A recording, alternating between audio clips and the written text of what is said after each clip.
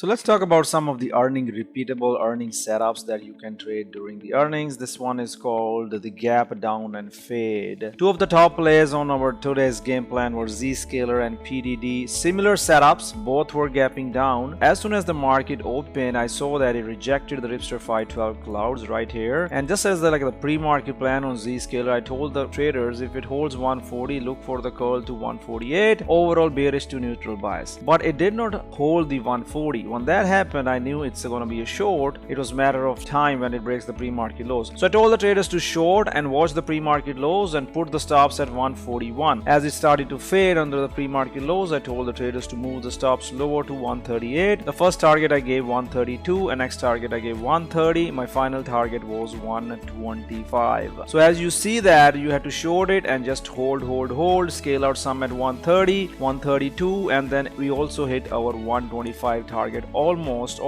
and it faded all day and you could close it at end of the day. So this trade was literally over $10 to $12 per share profit. So if you're risking $1,000, you could literally make 7-8 grand scaling out. And also if you were trading the options, you could literally take $1,000 into $3,000-4,000 as well with the lot of options on this setup, right? So you can repeat this setup. You just have to follow the plan and how you trade this. Even if it's down a lot, doesn't mean that it cannot fade more. You just have to identify the bearish pattern and you just have to identify the Ripster clouds. The low can go lower. That's the strategy there. So the similar next setup that we're gonna look at is called PDD. So let's take a look at PDD setup. So what was the setup on PDD happening there? So PDD was a similar setup. So PDD, the pre-market plan was watch out the calls over 89.90, no go under the pre-market lows, neutral to bearish bias. When I saw the PDD doing the same thing that Zscaler did, I told the traders to short it, use the stops at 88.50, and as it started to flush, we moved the stops lower. Our target was like 85, but it went more lower than that and hit 83. So you could easily make $3 to $4 short on PDD. So you gotta short these bearish setups, learn these bearish setups, and learn how to short, and you can make consistent profits in the market with this setup. Come to trade with Ripster. Join the community at www.tenettradegroup.com.